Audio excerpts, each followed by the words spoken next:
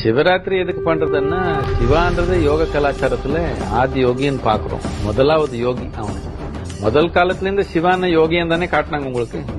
யோக முதிரத்துல தானே உட்கார்ந்து இருக்கிறாங்க. யோக விஞ்ஞானம்ன்றது அடிப்படையா அவர்ல இருந்து வந்ததுனால அவருக்கு நன்றி உணர்வா ஒரு கொண்டாட்டம் நடக்குது. அது மட்டும் இல்ல, அந்த ஒரு ராத்திரி நம்ம பூமியில ஒரு ஈர்ப்பு ஏற்படுது மேல் நோக்கி.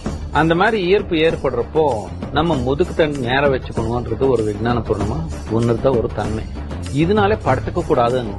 உங்க படுத்துக்காம இருக்கிறதுக்கு நாம என்ன பண்ணணும்? ஆகா ஏதோ பண்ணாதானே இருப்பீங்க, இல்லைன்னா தூங்கிடுவீங்களே. நீங்க தூங்க கூடாதுன்றதுக்காக சாயந்தரம் 6 மணில இருந்து காலையில 6 மணி வரைக்கும் ஒரு பெரிய விழா நடத்துறோம். யாரும் படுத்துக்க கூடாது, முதுகு நேரம் வச்சுக்கணும்.